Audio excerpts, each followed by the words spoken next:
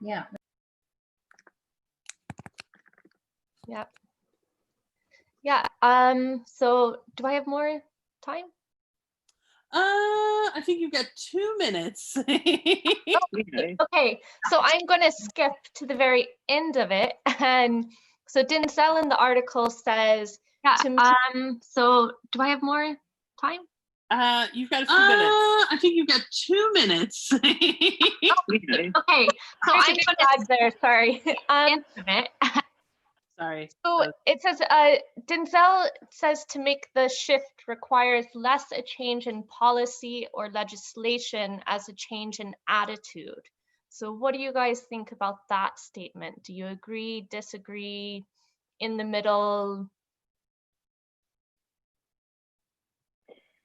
I think that the attitude shapes policy and legislation. You know, I mean, it's really, unless there is a shift in the attitude, then it doesn't reflect naturally. I mean, there's no doubt in the fact that where we are currently in the States has come from the attitude of those who are, you know, setting our laws or setting what is acceptable. If you look at sort of like the issue with the police, it's institutionalized. So we can't expect to change policy without shifting in attitudes and vice versa.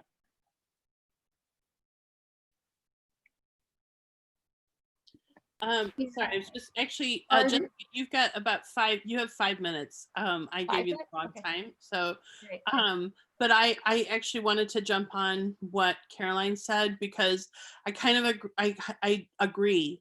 And I think we're actually seeing this right now, that the attitude change needs to come first. And that's, if you could even broaden this, where does change happen? Right now, we're seeing a lot of outside activism to push effective change. Is that the only place where that change happens? I would argue no. I think change has to happen both outside a system and within it, to really have those changes happen everywhere. So I kind of think that attitude change does need to come first before you're going to have a legislative change of any kind. I think you need to apply it to people as well. You know, when we talk about the external and the internal, I mean, it's easy to stand up and go and protest something, but to actively make that change within yourself, you know, and to sort of research where you're coming from. You know, I know that I've always considered myself to be, you know, very liberal and on the right side of everything, but I've had to question a lot of the behavior I have. You know, and it's been very, very uncomfortable. And I think that's the personal side of this question as well. You know, I mean, it's that dual side of it. Yeah, I think where policy or legislation comes in is for protection. So I think, and that maybe someone made me think about that at a talk and said, you know, sometimes the legislation has to come in to protect before attitudes are changed. And that was in terms of trans rights at a talk that I was at. And I was like, oh, wow, I hadn't, you know, thought about that in terms of legislation going ahead and protecting before attitudes, and whether that can influence then after as well. So that would kind of be the only reason I would see that a legislation coming in would be in terms of protection.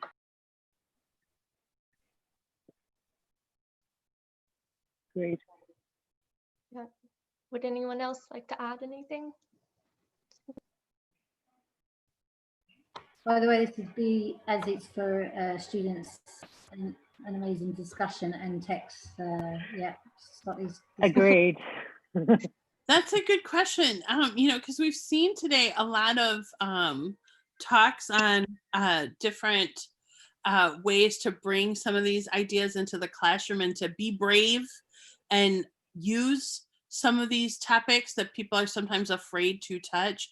So how do you introduce this? I'm assuming you just have the reading. How do you manage a talk like this with your students? So, well, on personal experience, I think this text actually really challenged me as a teacher, because like I said at the beginning, this text wasn't something that I went out and found. It was something that the university that I was interviewing for sent to me and said, design a writing class around this text.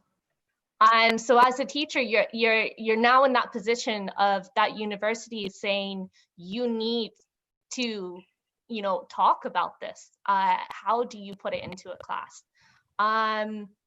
So as a teacher, I found it a little bit challenging to try and figure out ways for students to really bring in their own experience. And also, I didn't know the students that I would be teaching. I'd never met them before. And so trying to design questions that would kind of produce discussion, but that would work kind of for pretty much any sort of student that I ended up having in the class. But I do think it was nice to really kind of push me to be like, okay, these topics can be put into the classroom and quite easily. And I tested it with my friends, you know, from wide variety of background. And it was actually kind of, I had to stop the discussion because this was going to go on for ages. And I was like, we have to go to the writing part. Sorry, guys. Like, so, but it was the thread of the arguments kind of, even the last question was what they had to kind of write an argument for. So, you know, how far do you agree with this shift in policy? So it was really trying to elicit, you know, their views and whatnot, which is challenging linguistically as well. So, yeah. That is great. Thank you so much, Jessica. Do you, we need to wrap you up. Do you have any? That was great. It was great. Yeah, I'd love to Yes, steal this very actually. I think I might. Yeah. Do you have any final thoughts you want to leave us with? I'm not sure, being put on the spot with that. No, I do think with everything going on, I think it is really important for us to kind of even look at these topics and reflect internally. Like you guys have been saying, that, you know, challenging yourself and kind of sitting with that uncomfortableness of looking at the world around us, but also looking at what we're doing and challenging our own everyday actions and words and impact. So awesome. I really, really enjoyed this. Thank you. Thank you, guys. Jessica. Thank you. All right. Okay. We have a little bit of a break. I am not quite as tech savvy as what was I going to say? As Amy. I mean, I think I'm pretty tech savvy, but like she's amazing with this stuff. So anyway, we have a very short break while we wait for Nikki J. Nicole, I think you're here. Are you here? I am here. Yay! So Hello. hello, welcome. Thank you. So Nicole is going to present to us on alternative forms of assessment, which I think, actually, I feel like because of COVID-19, this is really relevant. It kind of messed up. I mean, my opinion, and I feel like this whole day has really touched on this in a strange way. Our industry has kind of been blown up completely, you know, like it's really been blown up. I don't think that's necessarily a bad thing.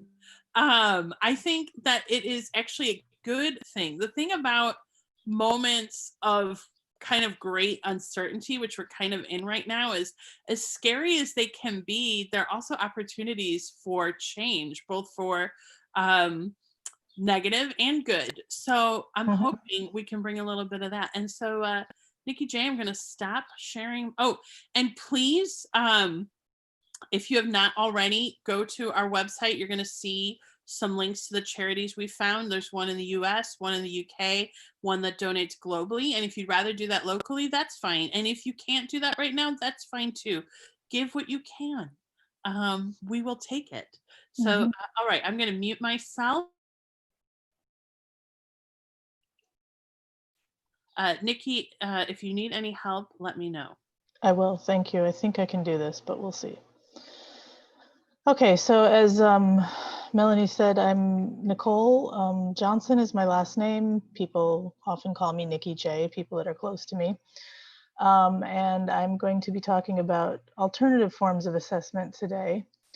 I am currently working as a test development specialist here in Seattle for a company that produces language tests for the Japanese market. And I also worked in the Middle East as an assessment coordinator at one of the large universities in Saudi Arabia. And I have a master's in language testing from Lancaster University. So that's my background. Okay, I'm hoping everyone can see my screen okay. Okay, and so first of all, the thing we might want to ask ourselves is what do we even mean by language assessment? There are a lot of definitions out there, but I think two of the ones that sum it up for me are on Language Testing Info, the website run by Professor Glenn Fulcher.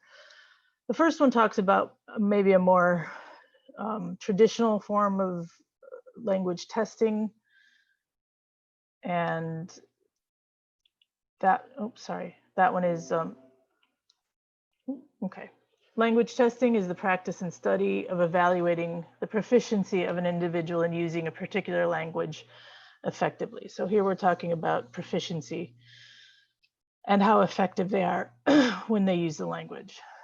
And then in the context of teaching and learning, assessment refers to the act of collecting information and making judgments about a language learner's knowledge of a language and their ability to use it. So this is probably more what we're talking about when we refer to alternative forms of assessment, because we're gathering information or evidence of what our learners are doing in our classrooms. So language assessment has two main functions. The first is to measure learners' general proficiency levels, and the second might be to measure how well learners have achieved a specific learning goal for a particular course or program, or possibly even just a single lesson. Language assessment generally takes one of two main forms. The first one would be a test or perhaps a paper or a final project that would result in a score that's used to provide information like a grade or a statement about a learner's proficiency. Some of the statements that we'll see on the larger standardized exams like IELTS and TOEFL, they often provide statements about what the proficiency of a given band or level is. Then we have the alternative forms of assessment that provide evidence of learners' abilities or what the learner can do in the target language. So in the field of language testing, the two main categories are summative assessment and formative assessment. So some of the examples of summative assessments you're all familiar with would be end of term, midterm exams, end of unit or chapter tests, final projects, and standardized tests, things like that. Formative assessment would be things, there's a variety of different formative assessments out there, but some of the ones I'm listing here are things that I'll kind of explain further on in the presentation. So you have things like lesson exit tickets or slips, 1-minute papers, peer feedback or pop quizzes, things like that. Also, it's important to note for people that aren't familiar with the terminology used, formative assessment has a number of other names. Some people call it alternative assessment. Others call it authentic assessment, comprehensive assessment, continuous assessment, informal assessment, and performance assessment. Essentially, they're all the same thing. There are maybe some minor differences depending on, the way it's being used in a classroom, but those are some different names they use. So in terms of summative assessments, these are the more formal methods. They would take place at the end of a period of teaching and learning, like a midterm, a final. Results are compared usually against a benchmark or a standard. So there's going to be some sort of cut score scale they're using to determine different levels, grades, bands. They would also include things like exams, papers, final projects. Informal assessment methods are going to be taking place in real time. They're usually ongoing or continuous. results are used to assess an individual learner's progress. And they are also including things like strategic questioning, CCQs, quizzes, group projects, portfolios, etc. So summative assessments tend to be good for students who are motivated by grades, the ones who really want to achieve something in terms of grades or numbers. They allow teachers and administrators to measure the effectiveness of teaching, and they also prepare students for other standardized tests. While formative assessments allow the teacher to adjust their teaching style and even the curriculum based on any gaps they identify in the student or learner's understanding. They encourage learner participation and cooperation, and they're usually better for learners who are said to test poorly because these types of assessments allow for personalization or individualization. Summative assessments, unfortunately, can often result in teaching to the test. I think this is something everyone's heard of or even complained of at some point in their career. They encourage memorization of subject matter over understanding, unfortunately, and they can often cause test anxiety for learners. Formative assessments can be time-consuming to administer. They might take precedence over teaching in the classroom, and they may not always provide enough motivation for those learners who are used to getting scores and grades. However, there are many advantages of using alternative forms of assessment in the classroom. So some of those I've listed here. They help provide evidence of learners' language abilities. And that can be gathered in a supportive, non-threatening environment. I think that's key here, is that it really reduces the stress level of students when it comes to being assessed. They often don't even know they're being assessed, so it's helpful that way. Real-world practical tasks can be used to measure the learner's language abilities. They also provide a more holistic overview of learners' language abilities. It gives you a bigger picture than just one small snapshot of what's happening at a given point in time, like an exam would do. They define learning goals and provide students with a clear or target outcome. So this helps the teacher communicate to students what they're supposed to be doing in a classroom. And the students are not confused, hopefully, with these types of assessments. They engage students by connecting real world situations to learning activities. This is another important aspect of formative over summative. They're often much more practical, more useful for the students themselves. And again, they provide the personalized learning experiences for individual learners rather than a whole group, one test for everybody type approach. The use of focused and targeted feedback to inform students of their gaps is probably one of the biggest advantages of this type of assessment. This is sort of creates a continuous feedback loop between the teachers and the learners about what's working and what isn't, what the students are understanding, what's still missing. So I think that's the biggest advantage, probably, besides the first point here, that it provides a non-threatening environment, is that it's this continuous feedback they get. So some of the types of alternative assessments that we can use in the classroom range widely. I've just included some that I think might be useful here. So for very low proficiency level learners, you might need to use nonverbal assessment strategies, or even for learners who don't want to speak up in class, they're too shy, they're embarrassed, whatever the reason might be. You can use things like diagrams and illustrations. You can make them match images to words. Infographics are quite useful. There's also all sorts of pictorial products like drawings, dioramas, models, graphs, charts. All those things can help students communicate.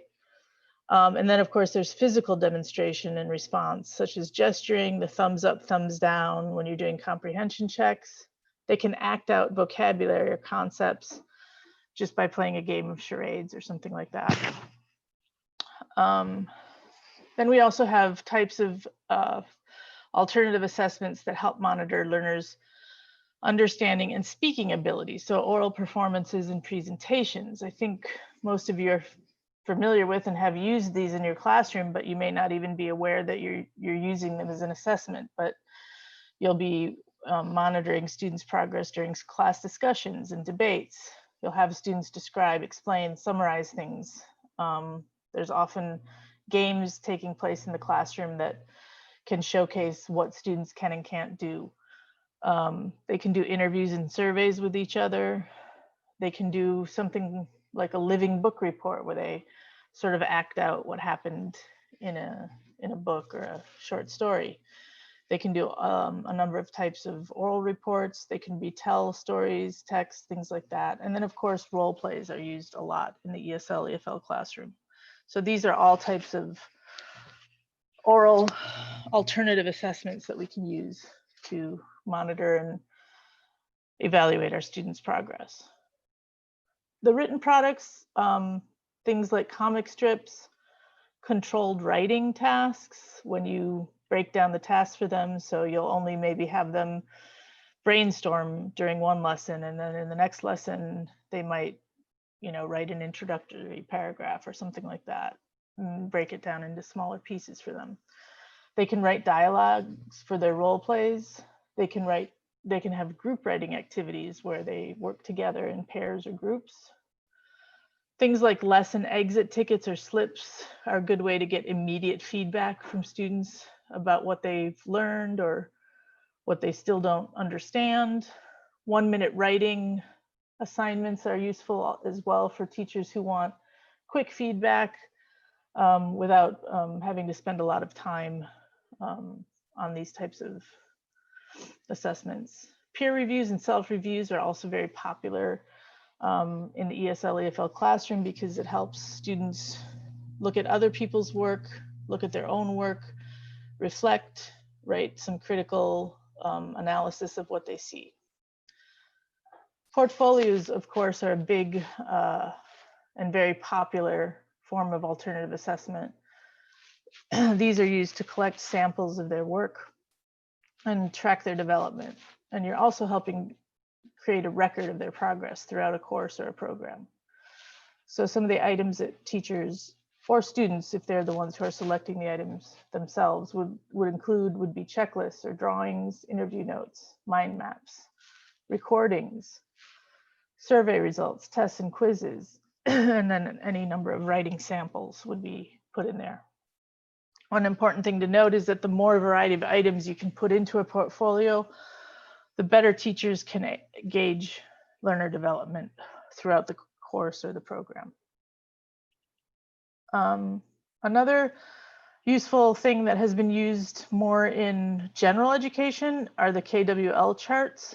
So these are things that measure, excuse me, what the students already know about a subject, what they want to learn about a subject, and what they did learn about the subject after the lesson. Essentially, it's a graphic organizer, and they can be used with individual learners or with a group. They're often used either at the beginning or the end of a unit of study. At the beginning, they help teachers understand learners' background, knowledge, and their interests. At the end of a unit of study, they can help teachers evaluate the content, what was learned by the group or by individual learners. And then for learners with limited English proficiency, they can always even be completed with pictures or illustrations if they're not able to write it in the target language. Exit tickets or slips, sorry, mouse is really sensitive. Exit tickets or slips, these are similar to the next item that we'll look at, which are the 1-minute papers. These help students reflect on what they've learned during a lesson. So it's just a simple prompt or series of prompts that you might create for the students based on the lesson. Their written responses, teachers provide it at the end of the class or maybe at the end of a given lesson. They're quick and provide almost immediate feedback. So the types of prompts they would use would be ones that document learning, ones that emphasize the process of learning, or prompts that will evaluate the effectiveness of instruction. So things like, did you enjoy working with a partner? Something like write down one question you have about today's lesson can help the teacher understand what the students are still missing out on, those gaps that they have. The 1 minute paper, again, a very similar thing to the exit slip. This is just simply another series of prompts. They're supposed to write for 1 minute and answer the questions that the teacher gives them at the beginning of that 1 minute. So it would be something like, what did you find useful about today's session or lesson? What would you still like to know more about? These help the students reflect on their learning as well. These are ways that the student can just take a minute, stop, think about what they learned. And make sure that when you're creating these prompts, you'll get specific information, not just a yes or no response. Did you enjoy today's lesson? No, you don't want to do that. You want something about what did you like most about today's lesson? That way they'll have to write a little bit more detail for you. Here's a list of some useful resources when it comes to formative assessment, the KWL chart, some practical ideas about alternative assessment, some digital tools and apps that teachers can use for formative assessment. I think this might be especially useful nowadays, like Melanie was saying, and 25 alternative assessment ideas. So these are some resources people can look at to get an idea about, you know, what's out there, what are the different strategies that teachers use and find helpful. And then just here's a list of references for you. And thank you. Thanks for everyone who has attended, and thanks to Bounce English for creating the Teachathon for us. And if anyone has any other questions or on this topic or on other language assessment topics, feel free to email me. I'd be happy to respond. And if anyone has questions now, please let me know. Yay. Thank you so much, Nicole. That was great. I'm just going to do that. Thank you. I actually have two questions. One, is it possible for you to send me or even put in the chat the slide that has the resources on it? Because I'd love to pass that out to people who've attended who might be interested. My other question is, funnily enough, I was just talking about this issue of assessment yesterday with another teacher who worked in Korea for a long time, and she's Korean, and she said that the classroom culture there is such that like there's just like an incredible focus on test all the time, and exactly these types of tests that we're used to, the traditional tests, right, where you're in a room and it's really high stakes, and that the students, because they're used to that, they find it difficult to try these alternative forms of assessment. Right. What do you do to kind of like raise the comfort level of students like that who might be less familiar with these types of assessments? I think they need to understand that they are being assessed, but that it's not as high stakes as it would be for a, you know, an exam or even a final paper or something like that. When students aren't used to these types of assessments, yes, they can seem very strange to them. We had the same experience in Saudi with a lot of students. Why are we doing this? I don't understand what the point is. But I think that if you use certain types that are either fun and engaging for them, or that just don't necessarily seem like assessments, but that can give you some insight and can give them some insight into what they may still need work on, they start to see the advantage of this type of assessment. I don't know that they necessarily always see them as equal to summative types of assessment, which is unfortunate. But some of that is changing in certain parts of the world. I think in Asia, it still tends to be very heavy on the standardized forms of testing. And so that's sort of a cultural shift that, you know, you have to work on and help students that come from those backgrounds to kind of get an idea of why we might be trying to use different forms of assessment. So explaining things to them, again, asking them, you know, what did they like about this kind of class? Did they enjoy it? Did they not enjoy it? Did they think it was, you know, going to help them understand things more? So I think just open communication with them about what you're doing and why you're doing it. Great. Okay. Thank you so much. Let's Yeah, just no problem. yay. You know, I think we are like a little early for the next talk. What was I going to say? Anne, are you Here. Oh, you're here. Hi. I mean, I am totally down with let's just like have a 5-minute break and then start at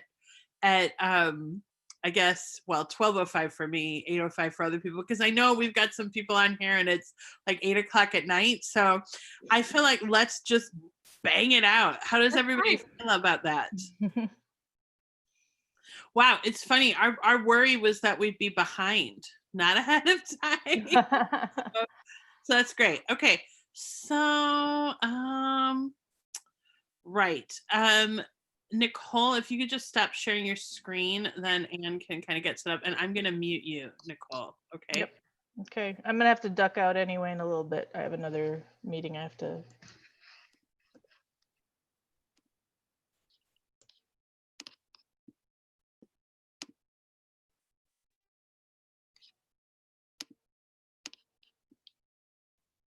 Mel, you can just tell me when it's go time, all right?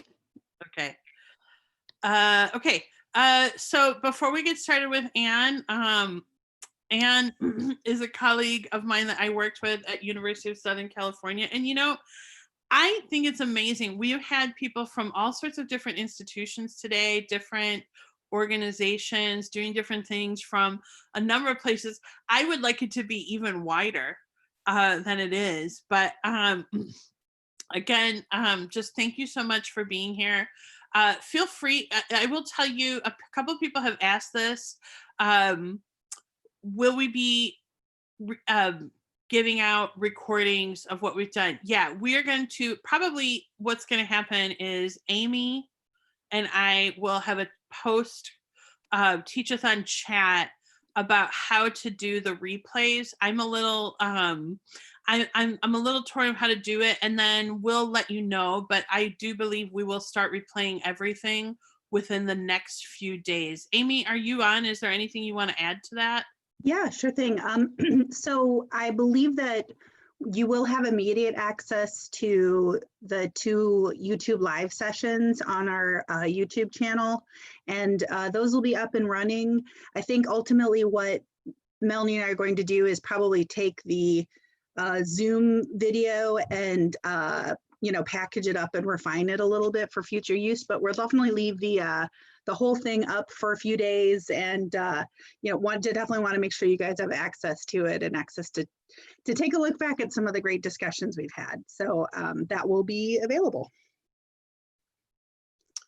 Cool. And with that, Anne, would you, I think, just so you know, Anne, I'm not sure if we have any students here, and I know your session is geared for mostly students, but I personally have been really excited about your session because you're going to be doing something that I haven't seen before. So anyway, yay, take it away. Okay, great. Yeah, I did prepare this session for students, but I can just reframe it and talk about it more as perhaps a lesson plan that somebody might want to use or adapt. We can approach it from a new perspective. That's totally fine. Thank you so much to Mel and Amy for organizing this event. I'm really excited to be here speaking to everybody. I'm Anne Crutchfield, and right now I'm located in Los Angeles, California. And just like Mel said, I recently have worked at the University of Southern California teaching English as a second language. Before that, I taught English in Hawaii for about 12 years at a community college and a private Japanese university. Before that, I was teaching English abroad in Germany. That's where I started my TESOL career. I studied at the University of Hawaii. I have a master's in second language studies and a PhD in education. And I recently started my own private teaching business. So I work with students one-on-one and in groups. Now, of course, everything is online on Zoom. So I'm living the Zoom life. And this is one lesson that I've used with some students recently online. So let's get started. Here's my plan for the session. The first part is going to be learning a little bit about syllables and about syllable division. And then after that, we're going to use what we've learned to write a haiku poem. A haiku poem is a traditional Japanese poem that is structured around syllables. And then at the end, I'll make sure to leave time if anybody wants to ask questions, and get ready to write some haikus too. So that's the plan. So I like to start by just asking students what they already know about syllables, of course, activating their prior knowledge, their schemata. And for example, we have 3 words here: children, banana, and intelligent. So each one has a different number of syllables. Children has 2 syllables. What is a syllable? It's like a beat in the word. You can clap it out. You can hear it if you listen closely. The word children has 2 beats. Children. Yeah? The word banana has 3 beats. Banana. And intelligent has 4 beats. Intelligent. So that's the basic concept around syllables. Most students have learned something about this and need a little refresher. I want to go into a little bit more detail, and I'm actually using some slides that were created by Go Bang Rui at the he is a teacher at the Ministry of Education in Singapore. These are just slides that are on slideshare.net, open educational resources. And I like his slides, so I use these with students, not all of them, but the ones that relate to syllables we'll look at today. So every word is made up of syllables. Every word has a certain number of syllables. It could be 1, it could be 2, 3, or more syllables.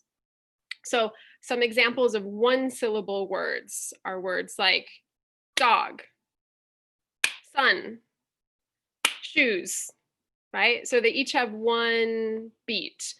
If you can hear it, that's great. It might not be so easy for everybody to hear those beats, but over time and with practice, you might train your ear to hear the different beats in the words. So I'd like to challenge you all to brainstorm some more 1-syllable words, and you can write them in the chat box. That's what I would have students do. I know that you all know what 1-syllable words are, but if you would like to, you can add those to the chat. Let me get my chat box visible again so I can see what you're writing. Hold on, my cursor is a little out of control right now. Can't quite navigate my screen at the moment. 1 second. I can tell you what's in the chat, and we've got. Oh, okay, I can't get my cursor to do very much. What kind of words are coming up, Mel?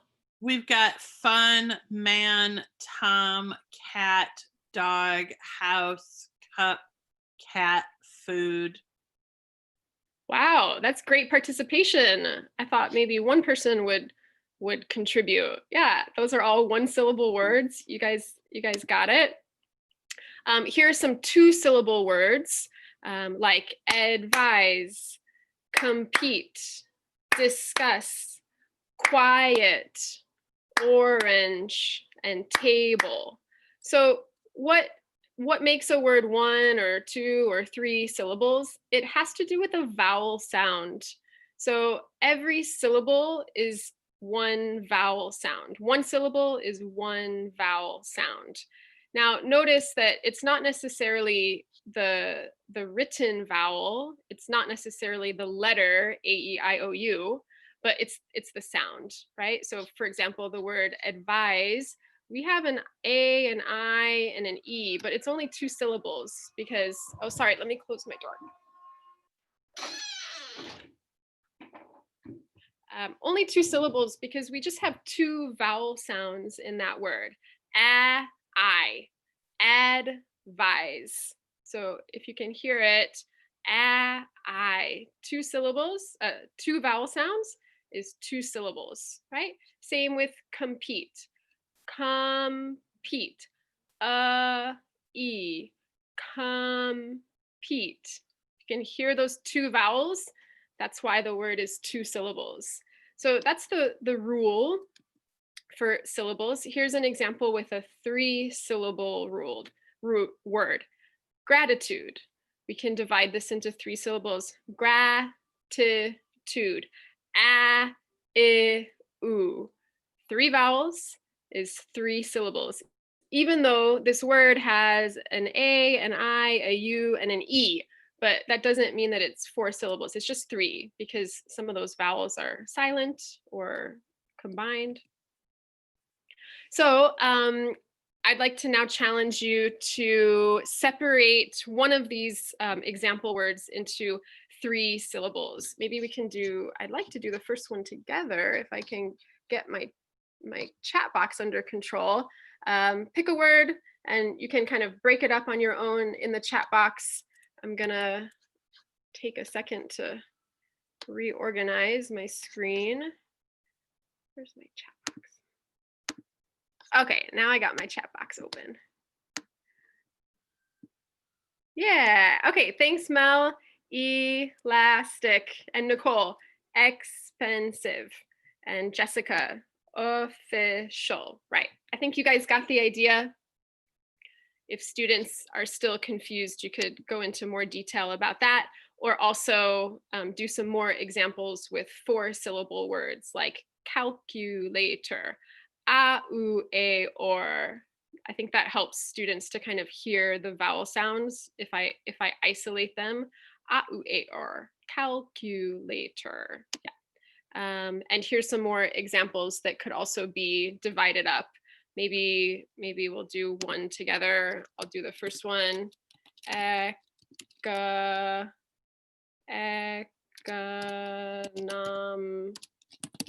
something like that. Yeah. Economics. Yeah.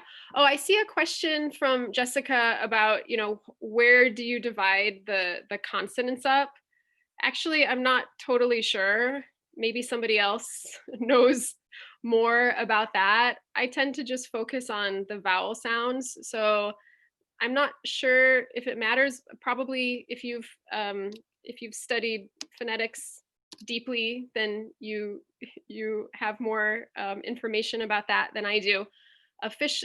So is it official or is it official? Let's see. What does Mel think? It's the sound of the consonant. That's a typo. That's a typo. I think it's the sound. So like because English is not phonetic, we can get kind of lost with the spelling. Mm-hmm. So let's see the C, and then we're like, where do we put the C? But it's not a fickle. Right.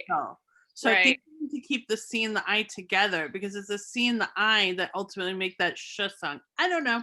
Yeah, I would write. I mean, the thing is, there's limitations to dividing the words up orthographically versus phonetically. So what would be better would be to represent these words in IPA symbols and then to break up the sounds in symbols. So that would probably be a really helpful step for students, especially students who already are familiar with sound symbols. For this lesson, I didn't include it just for time and scope of the lesson, but in a normal classroom, I would probably take these example words and represent them in symbols and then break the symbols up, then you can do it more accurately. When students don't know symbols, that can just be like, it can maybe, I don't know, confuse them even more. So I tend to focus more on the sound, but it's also just for this lesson. This isn't an in-depth lesson. It's kind of a quick overview. Most of the time students have already learned something like this before, and they're kind of, telling me what they already know. Yeah? Okay, so now that we've reviewed syllables a little bit and syllable division, let's put this into practice and do some writing, creative writing haiku poems. Has anybody ever written a haiku before, or are you familiar with this creative writing genre? Maybe, possibly, yeah. So like I said at the start of this session, the haiku poems come from the Japanese tradition, and they're always, well, the kind that we're looking at today, the basic haiku, I believe, is 3 lines, always 3 lines. And the first line is 5 syllables. The second line is 7 syllables. And the third line is back to 5 syllables again. So let's take a look at the example on the right side of the screen. Our haiku, I'll read the whole thing first. It's refreshing and cool. Love is a sweet summer rain that washes the world. So these are just little poems that are kind of pretty. They don't necessarily, I don't think they typically rhyme. Instead, they're just structured around the number of syllables in each line. So the first line, refreshing and cool.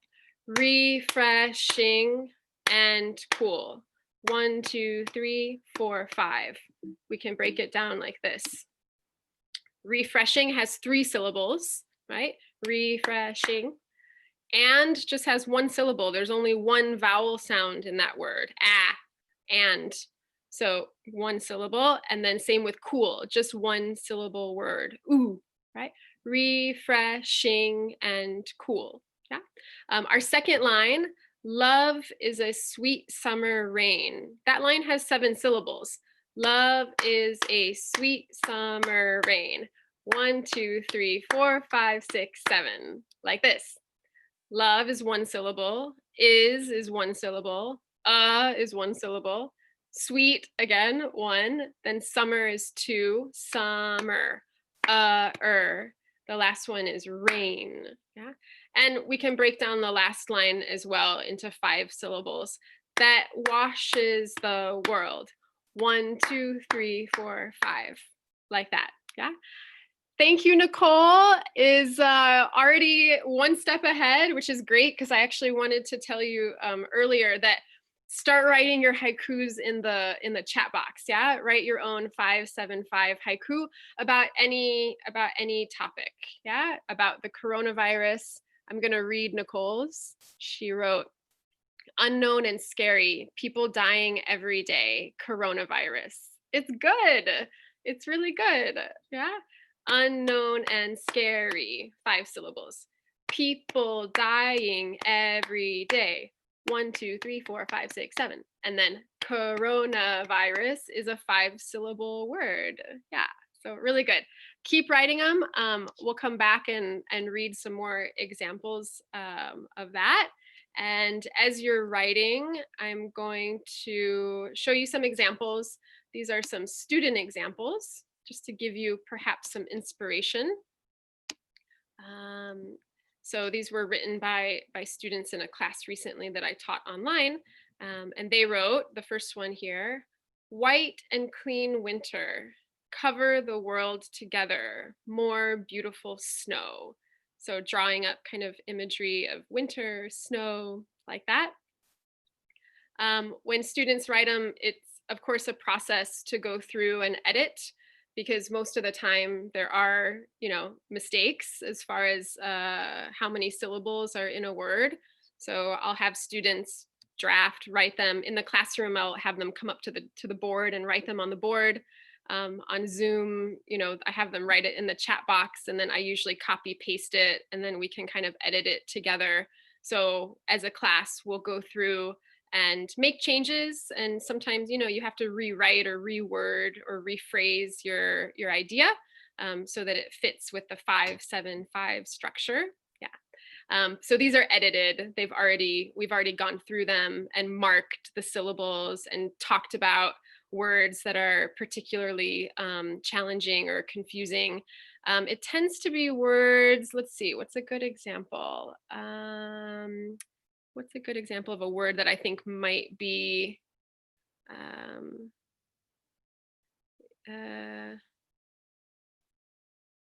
I don't know, even the word like white, the first word here, I feel like that could be something that students might hear or perceive 2 syllables, possibly because there's 2 vowels, or white, white. I think some students might be, based on their first language, break it up into different syllables, like Japanese speakers, for example, who have a vowel sound in every syllable. I think that's right, or I'm saying that right. Yeah, I think that's right. I think in Japanese you have a vowel sound in each syllable. Maybe if I'm mistaken, please share in the comments what you know about Japanese language. But for example, words like that might be confusing. So then I would take it, write it in phonetic symbols so that it's more explicit, and then break it up from there. So here's the other student examples. Summer is so hot. I want to go swimming now. A good idea. That's cute. Yeah. The last one is people all around. I just want to be alone. I am so tired. So, you know, it's a way for students to also kind of express whatever is on their mind. Oh, I like all the contributions that are coming up in the group chat. Yeah. Then the last part of my lesson, at this point, students are usually writing, drafting their own ideas. And during that time, I just sort of present this slide as extra examples or inspiration. It's from WikiHow, which is a pretty good lesson on how to write haikus. So I just pulled the examples, and then I'll talk about some other kind of stylistic elements of haiku writing. For example, they tend to be in the present tense. So we might discuss grammar a bit, and how haikus might typically use the present tense, but not always. For example, here we have a past tense verb, one shark said to the other.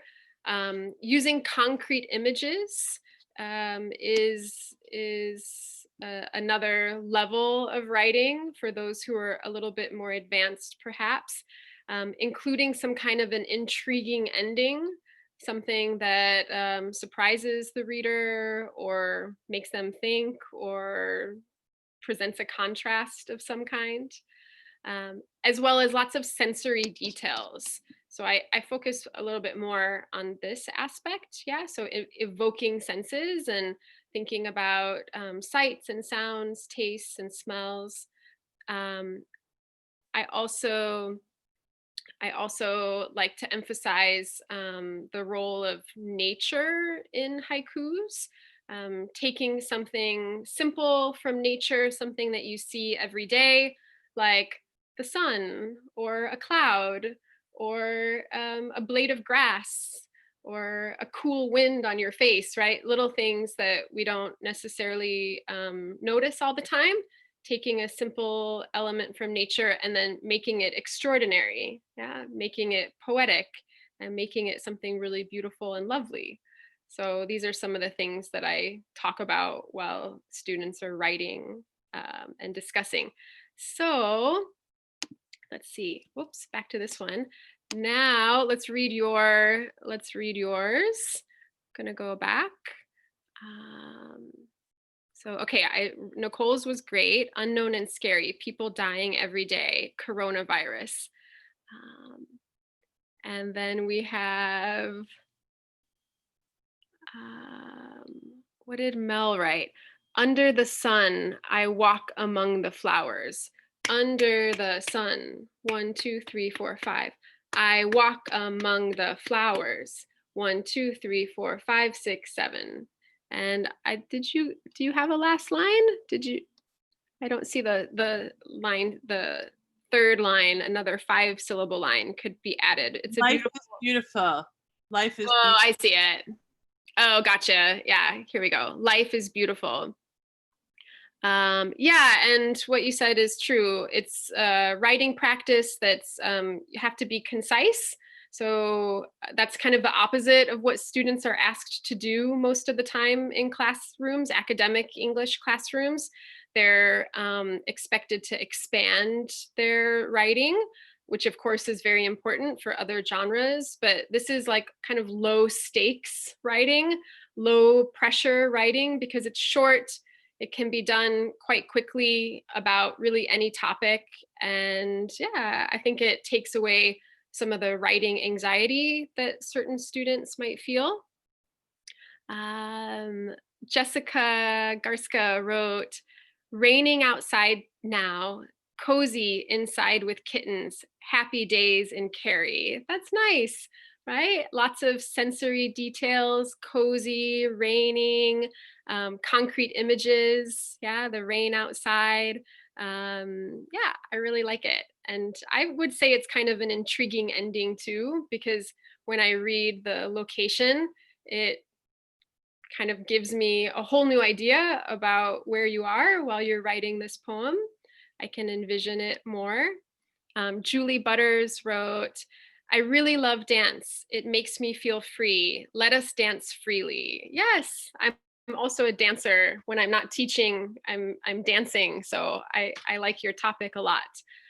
I really love dance. It makes me feel free. It makes me feel free. I think your second line is 5 syllables. I'm gonna copy this real quick. I have lots of time. Yep, gonna copy this and going to do some annotation. Oops.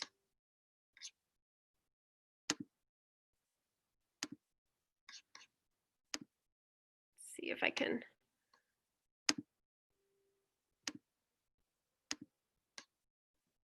Oof. Zoom is giving me some problems today. What did I do? Here we go. Trying to get the whiteboard up.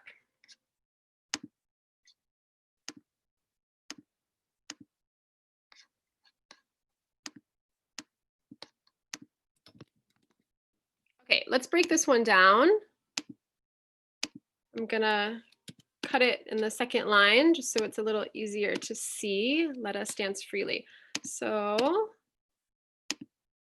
let's see. The first line, I really love dance. So at this point, I would elicit from students, how many syllables are in each word. And we would probably discover that we have 1, I, really is 2 syllables. Dance is 1. And love is 1 and dance is 1. Can I change these colors? I want to change oops, I think you have to change all or nothing. So everything will be red now.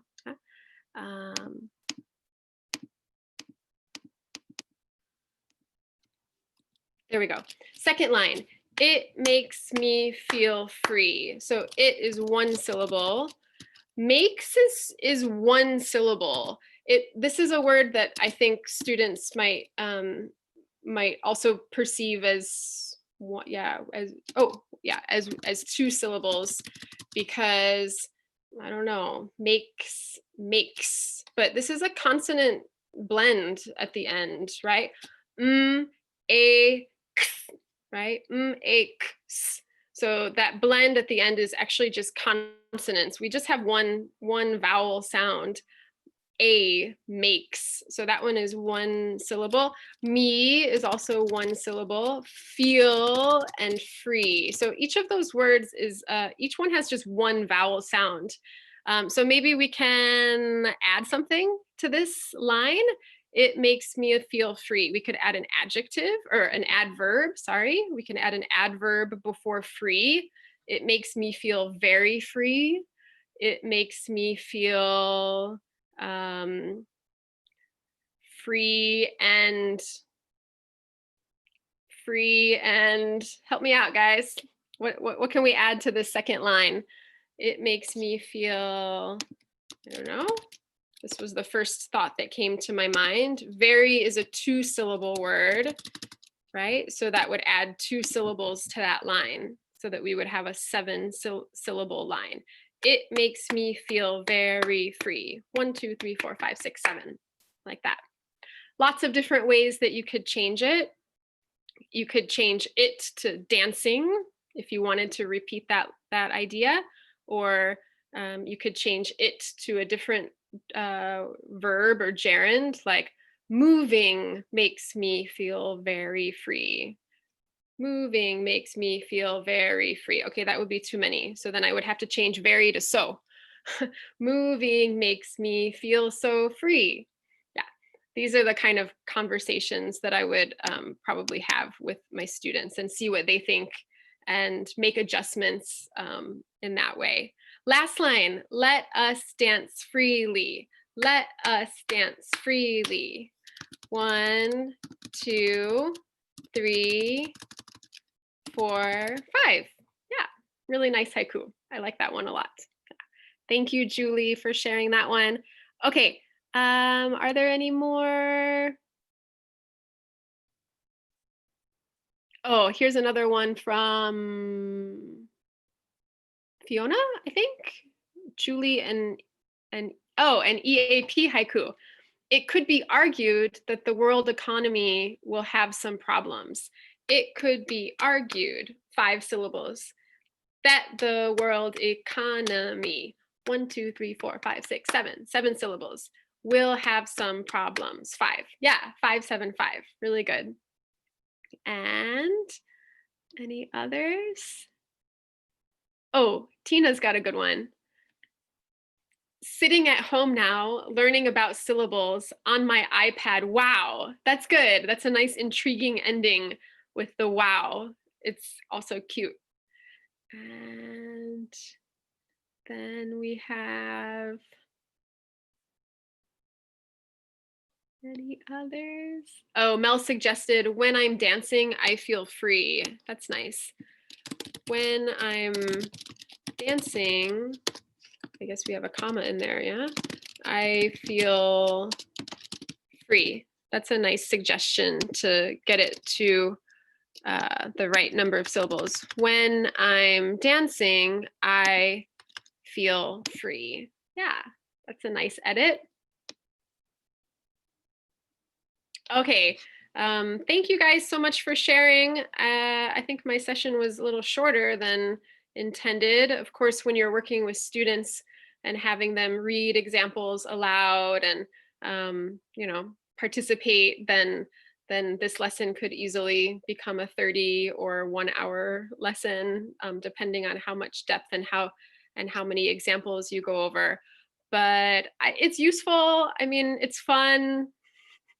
It covers a lot of skill areas, and I'd love to hear more about what you guys think. Ideas for adapting it, ideas for expanding this lesson, or any other suggestions would be great, or any other experience you've had teaching haikus. Please go ahead and share, and I'll look in the comments to see if there's any questions that have just come up.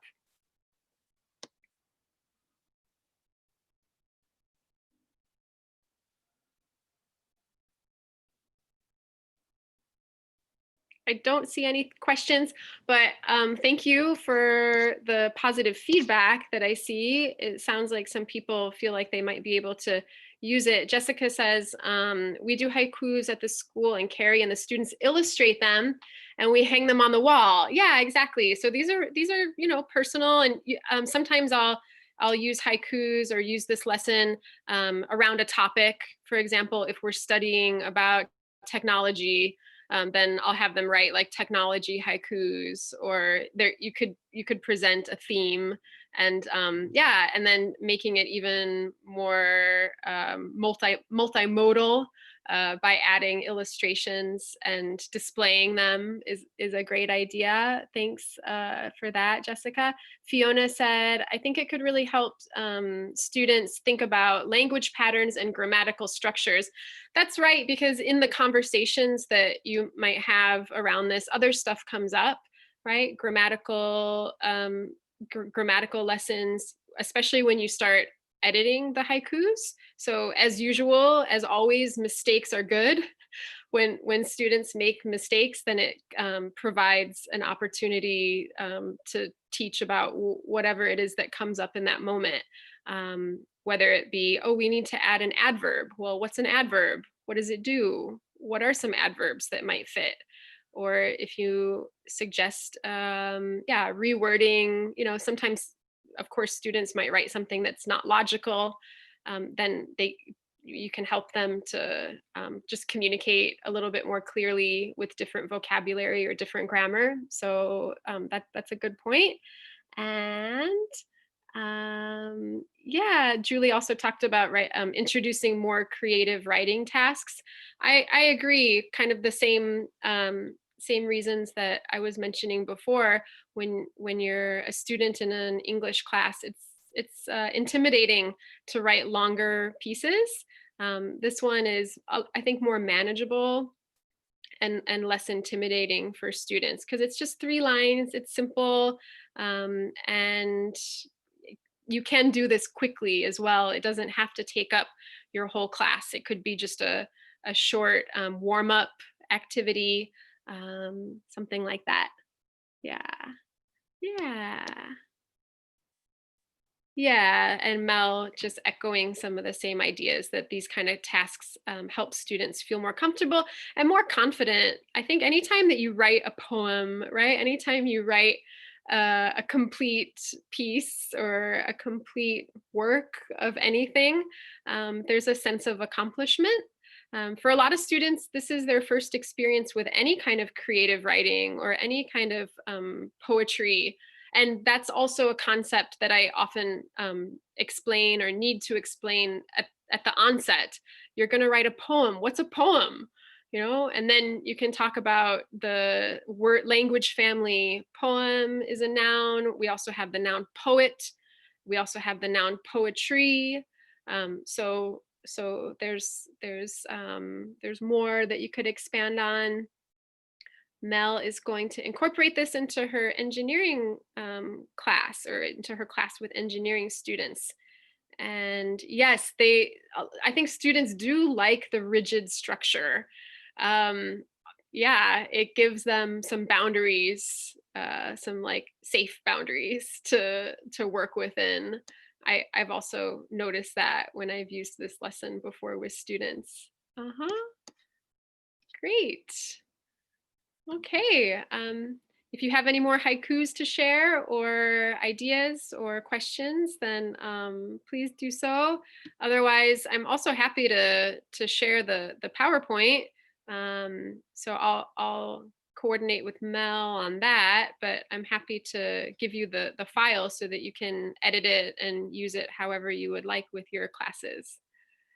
So thank you so much, everyone. I hope you got at least an idea about something new to try in your classes, and maybe even you feel inspired just to write haikus on your own. They're fun.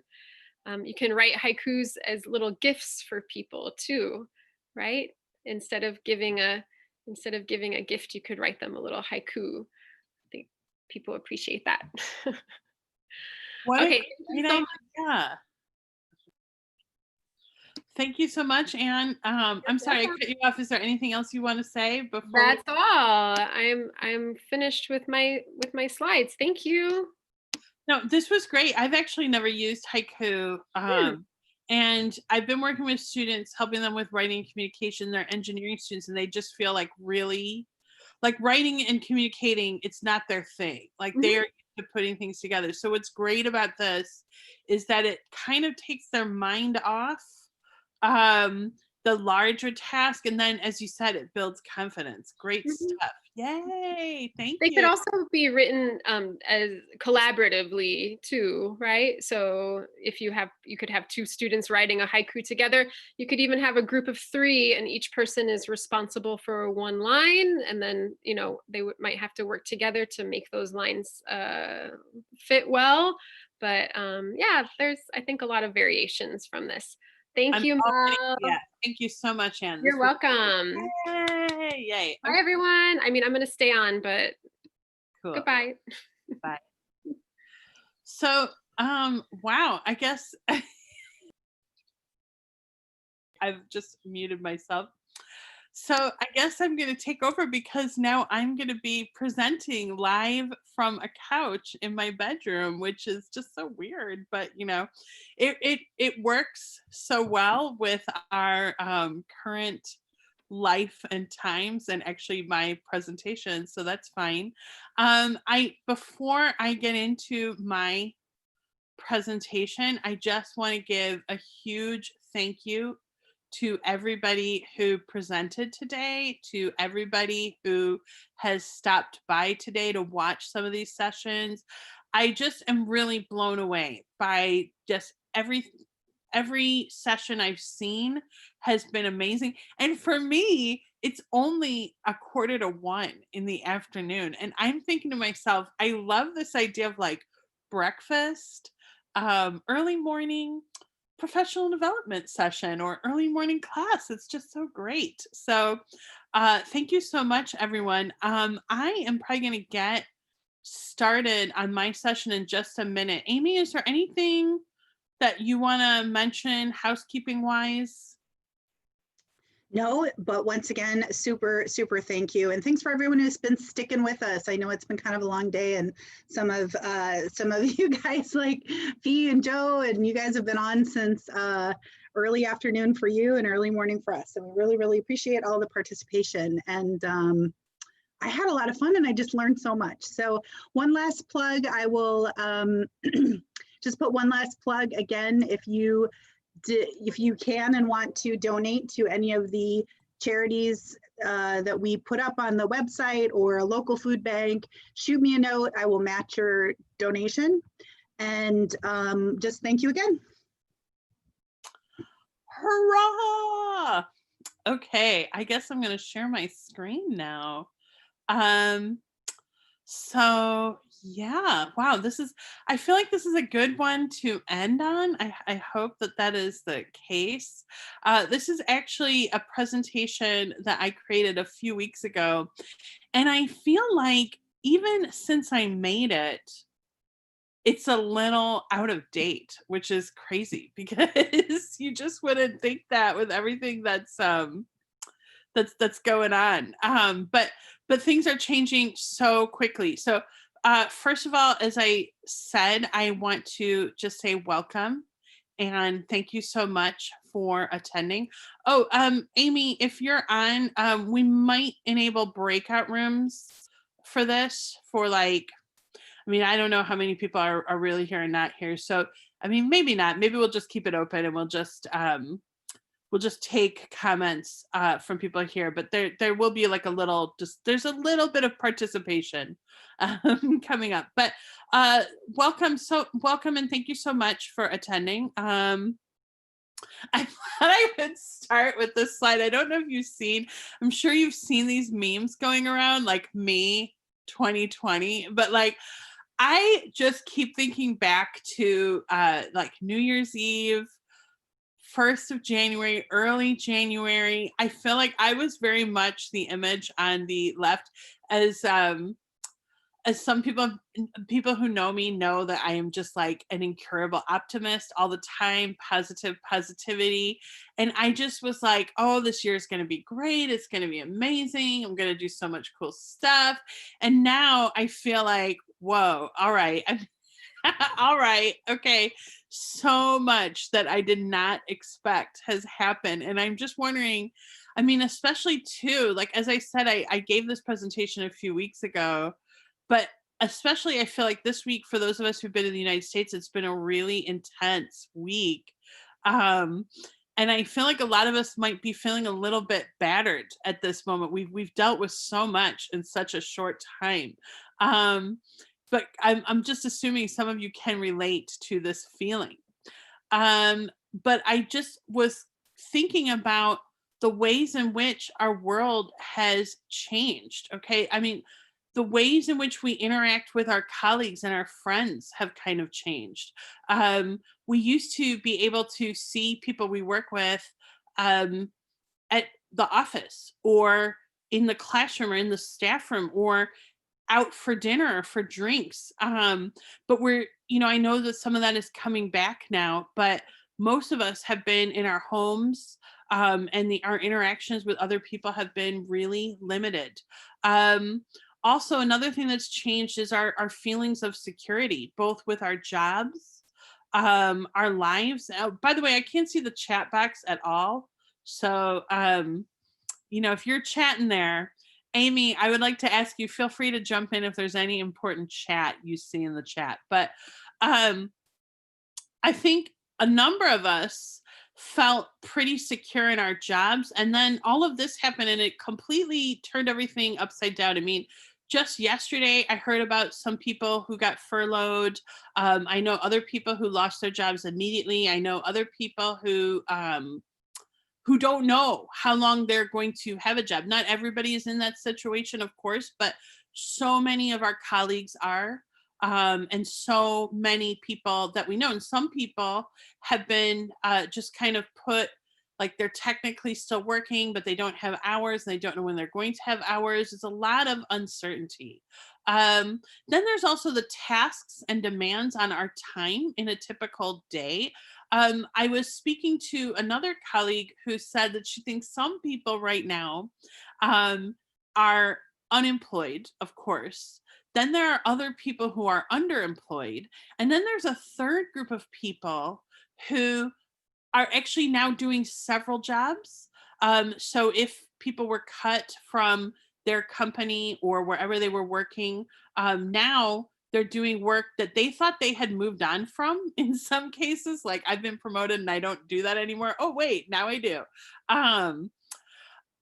So, and also there's the fact that some people have kids at home. So they're not only managing what could be quite a demanding schedule, but also taking care of their children and helping them do online stuff. And I feel like this is coming back a little bit, but what the line is between a weekday and a weekend and a work day and a holiday, I think has really blurred for a lot of us because we're working from home. Now, for me, I felt like my schedule was weird before, but it's even weirder. I mean, Amy and I were having a chat maybe about a month ago, and I mentioned that like I'd worked every single day for like 6 weeks, not 8 hours, but definitely at least for part of each day. And she suggested, why don't you take some time off? And I said, well, I would like to, if I do that, I'd like to like leave and get away from things, and that's not happening. So, you know, what is a holiday anyway? And then finally, there's our own health. Obviously, our physical health, people have been impacted by COVID-19. Maybe they've gotten sick. Maybe they know people who have died. I know several people. I don't know anyone personally, but I definitely know of people, and we're all coping with that right now, and the risks that we might be affected. So our world from January to now has changed just so much. Oh, hold on. But we've also had some triumphs, I think. I think a lot of people, and I know some of the people who are here were already working online. I myself, I was doing kind of like 50% because I'm working with Bounce English, and then I'm also working at USC. But we transitioned so fast in many cases from doing classes face-to-face to an online format. I know one school that did it in like 2 days. I don't actually even really know how that's possible, to be honest. And it wasn't perfect, you know, when you do it in 2 days, but they did it. And a lot of times it was just a few people making the bulk of those changes. And we've done that while navigating through incredible stress and uncertainty. And we have made it to this point. So if you're here listening to me right now, just like high five yourself, like, hooray, you're here today. That's amazing. We've gone through a lot. I don't know about you, but I've had some sleepless nights over all of this, and we're still here. So survive and thrive, baby. That's what I say. So how about you? I would like to turn it over to you guys right now just for a minute and find out what have been some of your biggest challenges and where are you now? Feel free to jump in and offer your thoughts.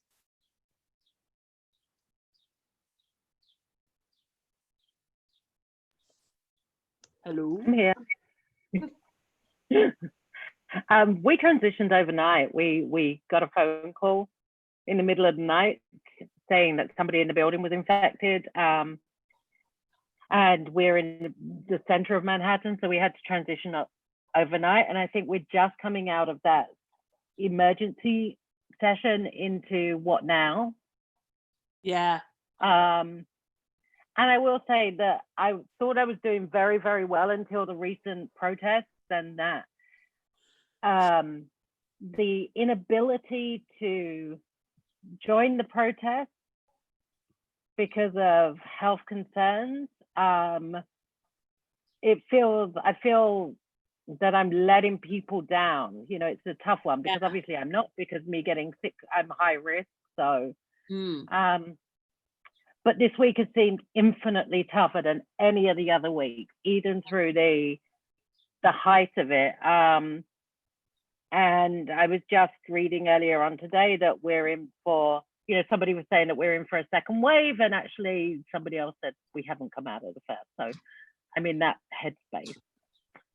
Yeah, and it's interesting that you said that you feel guilty, or I think you said feel good, like you feel like you said you feel like you should. That's me. That's my, you know, Catholic school guilt complex. But you feel like you should be doing more. I think a lot of us, because we work in the field that we do, we really care a lot about helping people, and so we want to do those things. And then you wonder, like, am I doing, is there something, I go through this, I will say what runs through my mind almost like on a daily basis is like, isn't there something I could be doing right now? Like, isn't there something else I could be adding to what I'm doing? So I think that's a really common feeling. And also, just touching on this week, I actually think for those of us who've been in the US, this has been a really painful week. Because even though, I mean, we don't know what's going to happen, there's a lot of chaos, I am cautiously optimistic, as a friend of mine said last night, that things will change for the better. But I think this brings up a lot of pain about our country, on top of a lot of pain and stress that everybody has already been going through for several months. Does anyone else want to share anything? Well, just kind of touching on that point, I'm originally from the US, but I'm over here in Ireland, and it's actually been quite difficult to be here, because you feel like you should be in the US right now. Sorry, I didn't think I was going to get emotional about it. It's okay. I know that feeling so well. I have been there, Jessica. I've totally been in that situation. And just the pandemic has been really difficult. It feels like you, at least in my situation, I'm looking at entering the job market. The school I work for in Kerry is a summer school for teenagers. So overnight we've shut. It's a family-owned business. We don't know if we're ever going to open again. Hopefully we will. It's just it's been one hit after another, and you feel like you recover, and then something else happens, and then you recover, and then something else happens. So it's definitely been trying, and being abroad, specifically in the past week and two, has been quite difficult, because it's that feeling of I'm not there, I can't do anything, I'm not doing enough. What can I do? I really have been there, because I've been abroad when other things, like I remember when Hurricane Katrina hit, I was in the UK and just watching everything that was happening in New Orleans. And I'm not from New Orleans, but I had been to New Orleans many, many, many times. And so watching that from afar was really, really hard and really heartbreaking. So I really understand that feeling. Does anyone else want to share anything? Yeah, Anne, go for it. Just jump in. And I mean, one of the things that I've been reflecting on this week is how the current events are certainly bringing to light and exposing very explicitly the systemic racism and injustice in our police conduct and our criminal justice system in that area. But as educators, you know, we have to do a lot more. I think we're ahead of other systems as far as taking an anti-racist stance, or, you know, diversity, pro-diversity kind of positions. But obviously, our educational systems have a lot of changes that need to be made too. So we have a huge task ahead of us, and that's overwhelming and completely understandable that, it brings up all these emotions too. So thank you, Jessica, for being vulnerable. It's really nice. I agree. Go for it, Judith. Yeah, both the comments there. I think with the the one thing with getting emotional there, Jessica, I think that's also an issue in education that we talk about in this social justice project about not showing emotion in the classroom, and not that's kind of a bit of an issue as well, that's kind of taken out of it. The education system, I think higher education has many places, I know here, and I know everybody's trying to do their best, but still we can be critical of the system, and we can be critical of those who are running the system, as really in some ways shown a bit of its true colours. The very lack of I think well-being messages came far later and carry on assessing and carry on teaching, and and then the well-being started, and it was kind of like, okay, that's really a bit of true colors there, and that students had to put together a petition to ask for different options on, because they can't complete assessments because they're, who knows where they are, what their situation is, but they had to actually put a petition together to ask for different options. That had to come from them. And even then, there isn't an option of not doing it. An equity way would say, okay, everybody just gets through to the second year, gets through to the first year. What harm would that really do, really? And instead, those students who have struggled and are under pressure are now going to be coming back to start a new term and have all the assessments to catch up on. So it's, I think it's really kind of shown its true colors, and we need to keep voicing that and standing up against that. So yeah, just really mixed feelings, really. I'm having days, if I'm honest, of like complete loving, because I'm in a privileged situation of my slippers and being at home and just kind of working from home. I never worked from home before. And then days of real frustration, and so a real roller coaster in some ways, but wanting to kind of continue voicing the inequalities that surrounds especially our education. And I think as well, we can all really relate to the helplessness at the moment, and especially watching the protests on TV and stuff, and for whatever reasons not being able to participate and feeling far away. And it's definitely something I think that a lot of people can relate to. I think as well is that we can't ask our students to get emotional about stuff if we're not prepared to do it ourselves. That's a false equivalency. If we need to show that we're vulnerable to this, that it affects us, because otherwise we're just asking them to look at something theoretically, and that's not going to change anything. And that's not really reality either. It's just not reality. You experience things with your whole being, like your intellect, your emotions. That's the whole thing. I'm going to move us on in a minute, but there's just a couple of things I wanted to touch on. One is, it's interesting that this is, I'm thinking back to Julie and Emma, your session earlier, talking about subjects that we avoid.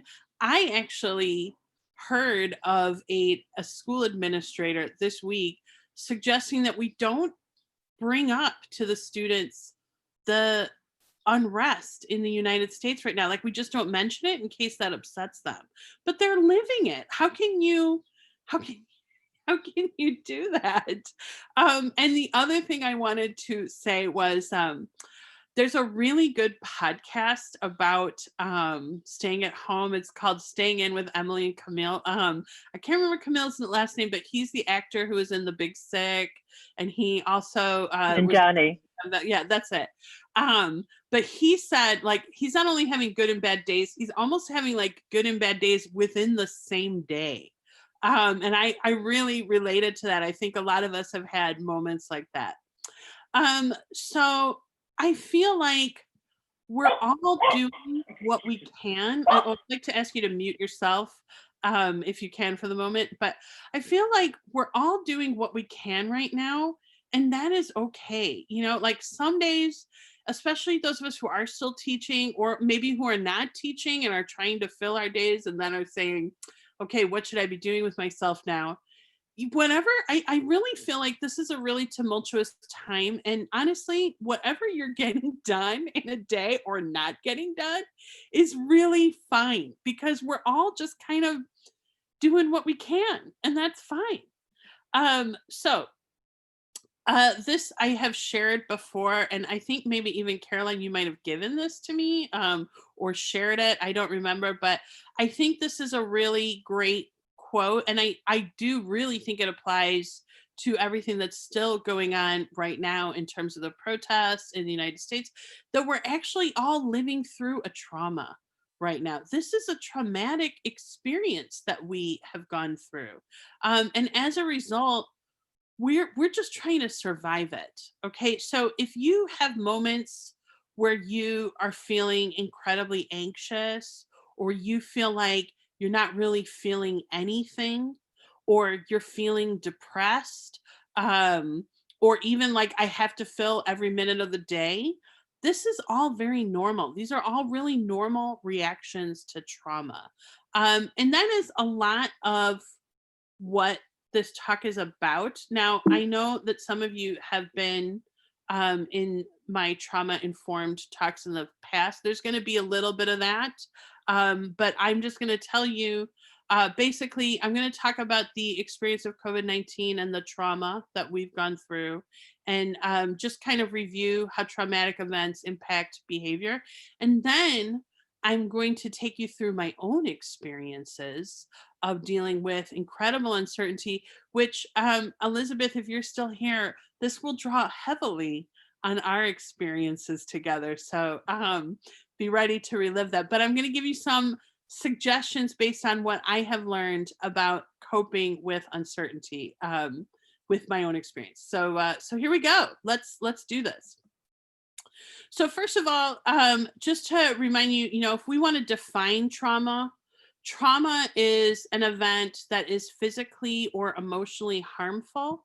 Oh, hold on. I can't even read my whole definition because I've got the group chat in the corner. Because the individual perceives his life or the life of someone he loves as threatened. And I think we can all relate to that right now. I mean, that absolutely fits what we're going through right now. Our lives are threatened. Our livelihoods are threatened, and the people that we love have also experienced that. Here are some things that I identified as potential trauma that is a result of the impact of COVID-19. Displacement from workplace or classroom. So just kind of losing that place where you felt like I'm always going there, like I know I'm going to be there. You're no longer going there. And with that comes disruption of your routine. How many of you have had routines that have changed since you were sent home from work, or since COVID-19 became quite serious? I definitely have. Then there's separation from friends and family. I mean, for me, I feel quite happy that I'm here with my husband. We actually get along, and I mean, he can be annoying sometimes too, of course. Me, never, but him, yes. But generally we get along great. But I'm still separate from friends, and my family, most of my family is in Chicago, or they're in the UK. My husband's family's in the UK. I have no idea when I'm going to see them again. I really, really don't, because, my parents are in their 70s. So, and my dad, I think, is definitely in that vulnerable group. So even, I've thought about driving there, but if I drive, I can't do it in a day. I've thought about flying, but then I'm flying. So no matter what I do, I'm going to put them at risk. And then the same goes with the UK. And now there's the quarantine, however that's supposed to work. So that's kind of hard. I really don't know when I'm going to see them again. And with that, of course, comes isolation. For some people, there's also an increase in domestic violence. If you're living with someone who's actually an abuser, your situation could be much, much worse. And then, of course, there's the trauma that comes from coping with a serious illness. Now, for some people who are affected by COVID-19, they'll be fine. they won't even have any symptoms, or it'll just be a bad cold. But of course, other people are hospitalized and die. And then you're coping with that. That is a lot to cope with while economic and global uncertainty continues. We don't know when this is going to end. We don't know what the economic fallout of this situation can be. And then there's the issue of being part of a marginalized group. Joe, who was on earlier, mentioned the fact that there is discrimination happening towards COVID or related to COVID-19. I wish she was on this so I could know more about it. But one of the big things that I think has inspired the protests we've seen is, Black people in the United States are overwhelmingly victims of violence, but also they have been really disproportionately impacted by COVID-19. So there is a lot of trauma and pain that is happening just as the result of the impact of COVID-19. The truth is, though, we all experience trauma, and because we're all different, we all experience things in a different way. So some people may actually be fine. It was really interesting too with me. When our school was closed, I was teaching a class at USC, undergraduate engineers. They all went home. A couple of them were international, most of them were domestic, but living all over the United States, and their experiences really varied. Some people were absolutely fine. Like, they went home, their home life was actually pretty stable. It was all good. Other people, I had a student, probably one of my, possibly the best student in my class up until our classes went online. She went home. Her mother was hospitalized for COVID. Then her family was quarantined. She had serious problems accessing the internet. And needless to say, her performance in the class went straight down. I had another student who's an immigrant from India, entrepreneur with a really successful music business, or was becoming quite successful, just about to graduate and planning on staying in the United States and really trying to build his business throughout the summer. I think he was doing stuff with music festivals. Well, that all disappeared. And not only did it disappear, but he was all by himself here. We had a one-to-one near the end of the semester, and he said, I'm having a really hard time because I'm here by myself. So we all experience trauma, and we all experience it in different ways. So now I want to just remind you or tell you about some reactions to trauma. They can broadly be identified as fight, flight, or freeze. So fight is argumentative behavior, rudeness, outbursts, reluctance to or resistance to work, either in the classroom or in the workplace, or different directives that people give you. Flight usually ends up being absenteeism or punctuality issues, or maybe the individual seems like they're not totally there. And freeze is just like complete disengagement or limited participation or minimal participation. So I'm going to ask you, do you I definitely recognize I'm definitely flight. Like, I am absolutely flight. When things were getting really bad with COVID, I was like, oh my God, should I go to my parents' house? Should we go to my parents' house? Should I go to Canada? Maybe we should go to Canada. Maybe we should go to the UK. And Rob was like, what are you talking about? We're going to stay here and we're going to fight it out. And he was like, we're going to stay here and we're going to fight it out, because he's a fighter. So he's like yelling at the television, ranting about all this stuff. You can probably recognize your own trauma behavior here. If you felt like you wanted to run away from it all, welcome to the Flight Club. Right. So how can we help each other cope? There are things we can do to help each other. So recovery from trauma is 100% possible. And again, these are some broad stages of trauma recovery. The first is safety and stabilization. So feeling safe, remembrance and mourning. So thinking about what happened, remembering what happened, and allowing yourself to mourn for what has been lost or who has been lost. And then reconnection and reintegrating. So I find it really interesting that Caroline earlier said that she feels like we're moving to a what now stage, which tells me that hopefully we might even be moving, at least in some people might be moving through these stages now, which is a good thing, actually. So what we can do is we can create spaces that encourage healing from trauma. So once trauma occurs, you know, its effects cannot be erased. You're never going to go back to before the trauma. There's always an after. Like the after, that's it. So you can't erase those effects, but the effects are not necessarily destiny, and they don't necessarily have to be bad. It is possible to mitigate the impacts of trauma. So a question to ask yourself is, as educators and administrators, how can we create spaces that encourage healing for trauma impacted individuals?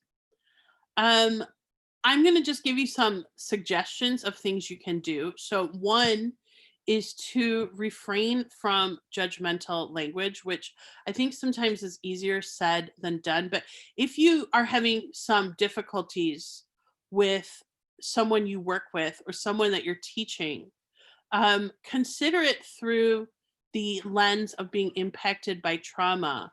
And when you try and speak to them, rather than saying something like, "You're never coming to class, you're always late, you seem so lazy," you know, something like that. I mean, personally, a word like lazy, I said this to a friend yesterday, I feel like lazy students should be banned from people's vocabulary, because that's like never, ever the problem. It's never the problem. If a student is not doing the work, there's always a reason for it. So instead, ask open-ended questions like, you know, I noticed that you haven't been coming to class lately. What's going on? Is there anything I can do to help you? That's often I will say that. Is there anything I can do to help you? So I'm reframing it so that we can be a partner in this situation rather than, you did this wrong. Also, I think if you're in an administrative role, if you haven't already done this, and maybe even if you have, really reconsider old policies. There are so many policies that I think just don't work right now because our world has really changed. So why enforce them? I mean, obviously, if you're managing a school, sometimes you have some legal things that you really cannot change. But in lots of cases, you can reconsider some policies that no longer work and maybe should just go anyway. I think, again, this is another easier said than done, but really important. Stay calm in your interactions with someone, even if you feel like they're being aggressive or they're acting out or you are personally frustrated with them. Maybe take some time before you do interact with them so you can calm yourself, and be flexible. Be flexible with students. Be flexible with staff. Be flexible with yourself. You don't have to do everything. You don't have to have done it perfectly. You don't have to have had a great lesson today. You don't have to have finished everything on your to-do list. Be flexible. Be forgiving, maybe, of yourself and others. So here are some other things you can do, especially if you're a teacher or an administrator. Help people know what to expect. Create predictable workplace routines and school routines. We are having class at this time. I will be there. We will do this then. If you need to vary from the routine, let people know about it in advance. Those routines create stability, which creates a sense of safety for people. So when you veer from them, you may really discombobulate them. They might be fine or they might not. So again, if you are doing these things, you're actually going to benefit everyone anyway. So just try and do it. establish communication channels that people can easily access if and when necessary. I think this is very important because what it does is it allows the people who need help to see that you are approachable, and then they can approach you when they need some assistance from you, and then you can either help them or ideally direct them to someone who can. And also, if you're managing a team, communicate what you know and what you don't know to your team. A few years ago, I read a really fantastic book called Managing Transitions. It's all about change in the workplace. And one of the things that the authors found was that when there's a period of great change, which is what we're in right now, people really need that information. They really need to know what's going on. So if you are in an administrative role of any kind and you have some employees, or if you are a teacher and your students need information, just check in with them and tell them, like, okay, this is what's going on. This is what they're thinking right now. I don't know how this is going to happen, but they said they're going to tell us in a week. That really does help establish that feeling of stability and that someone's listening to me, and it lessens that feeling of uncertainty. But remember, you have to take care of yourself. Okay. That cliche about putting your oxygen mask on first is so true. You really cannot help other people if you are not taking care of yourselves. And I think those of us who are educators, we want to help. That's great. But the person we need to help first is definitely ourselves. So number one, be aware that dealing with issues related to other people's trauma can cause re-traumatization or vicarious traumatization. So if you are working with a group of people who have been impacted by trauma and you're hearing their stories, it can traumatize you. So just be aware that that can happen. And some typical signs of that are compassion fatigue and burnout. How does that manifest? Well, if someone's telling you a story that's actually quite traumatic, and you are not feeling anything, I would ask yourself what's going on. Maybe I need to step back. Compassion fatigue is usually when you feel like you're not caring about these things. And this is, I think, really huge. Remember, you can play a role in creating spaces that are conducive from trauma, but healing other people's trauma is not your responsibility. You are not responsible for healing someone else from trauma. It's really ultimately their responsibility. You can do things to help them, but it is their responsibility to, I think Caroline said this earlier, to walk through the door. You can show them where the door is and help guide them, but they have to walk through it. And definitely 100% give yourself time for self-care. Take time away from work and consider ways in which you can be supported, which kind of brings me to the next thing I'm going to talk about, which is coping with uncertainty. I really like this quote. Change is an event, but the transition is the process that you go through in response to the change. So change is like that, but the process is the thing that takes time. So now I'm going to tell you a little bit about my own story and what happened to me, which I think really impacted me and my view on a lot of these things. As some of you know, I worked for a company for about 3 or 4 years, and I was promoted, and I moved from Santa Monica to San Jose to take this promotion. And it was like a partnership with a big university there. And almost as soon as I got there, everything really started to fall apart. The person who was my counterpart with the university was a new person who really wanted to like basically get rid of us and run everything himself.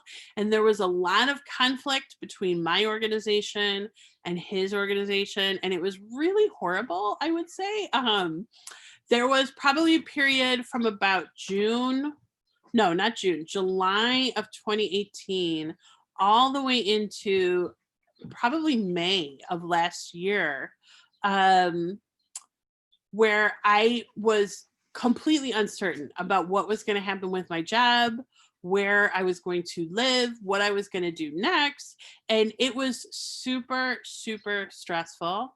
And I don't recommend it. It kind of I feel like the peak was when we found out that they were getting rid of us the day before Thanksgiving, which was just lovely. Anyway, I learned a lot. It was a horrible experience, but I learned a lot. And so I would like to share with you a little bit about what I learned about that time. So first of all, accept reality. Like, just, I feel like a lot of our stress and anxiety and pain comes from our refusal to accept reality. And this actually works both ways. Okay. So there's obviously denial. Everybody knows like denial is a thing and you don't want to admit things are as bad as they are. But it's not just denial. It's also imagining the totally worst case scenario, which hasn't happened yet and may never, ever happen. So when you feel like everything is completely uncertain and, oh my God, I don't know what's going to happen, just like stop and look around you. And I'm telling you, you will probably find that everything right at that moment is 100% fine and you're good. You are just not living in reality at that moment that you're freaking out. So actually the story that, or when I found out that our partnership was going to be dissolved and I had no idea what was going to happen, that was the day before Thanksgiving, I found out while I was out getting lunch for my team. It was like a pre-Thanksgiving lunch. And I was obviously quite upset, but I told myself, you know what? I'm just going to focus on this nice lunch with my team and our students. And that's what I did. And it was actually really, really nice. And then later I had to tell my poor assistant, who I think is my poor assistant, my deputy, who's on this call right now, I hope, Elizabeth.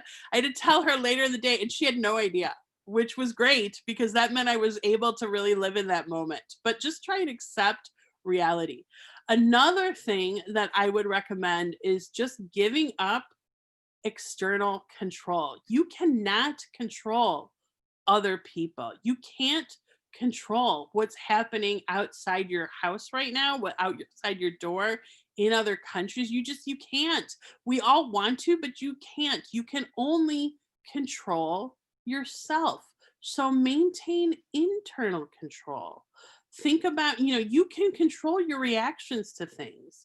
You can take some time to cry. You can take some time to breathe and be by yourself. You can always control yourself. You just can't control the world outside you. And then I know this is maybe hard sometimes, but cultivate gratitude, because even in the worst moments, there is usually something to be grateful for. I think obviously that's harder sometimes than others, but I find if you try, that does really help. It helps ground you and get through the really difficult moments, to think about the things you actually are grateful for. Another thing I would suggest is take one moment at a time. You don't need to know what's going to happen tomorrow. You don't need to know what's going to happen in 6 months. You really don't. Just do like one thing. Like just do one, whatever that is. Okay. Like maybe it's getting out of bed. Okay. That's fine. Maybe it's sending off one resume. Maybe it's responding to one email. Who knows what it is, but just take one moment at a time. Make the most of your shifting landscape. As I have said a couple times, I think today and earlier, the uncertainty is really scary. And we don't know what's going to happen. And what happens could be things we don't like. But there is a huge opportunity when things are shifting to remake things the way you would like them to be. That's when you have those opportunities. A lot of times institutions are just too stuck in their ways to change. But when there is a lot of uncertainty, that is when you can make some really good lasting change. So make the most of it. I mean, for me, when all of that happened, I decided that I wanted to live in either San Francisco, San Diego, or Los Angeles. I started setting up my resumes, and then I took the chance. I felt kind of excited about a job opportunity at USC, and I did it. So I moved back, ironically, to the town I left. But I just made the most of that shifting landscape, I feel. And here's a really interesting one: expand your view. So like you want to make your view kind of minute, but also really outsized. If you think about everything that's going on with you right now, but then you expand it out to the entirety of your life and what might come after, then you know that this is actually temporary and you can deal with it because you've dealt with every single other thing that's happened in your life. And one day you'll just be like, wow, that was bad, or that was interesting, and it'll be over. So expand your view that this moment is in fact just a moment. Find and use your support system is huge. First of all, Amy, I would like to give a massive, massive shout out to Amy, because when I was going through this, I called her crying so many times. And I'm going to give a huge shout out to Marianne Johnson, my mom, because that woman probably listened to me cry on the phone to her every single day for like 6 months.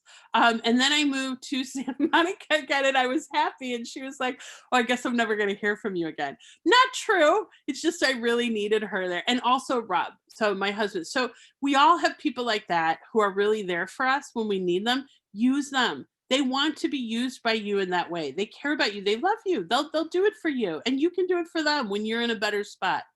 And then finally, find and make use of your healthy de-stressors, whatever that is. Going for a walk, writing. I'm a big journaling fan. I do a lot of journaling. I also really like walks. I've recently gotten into yoga and stuff.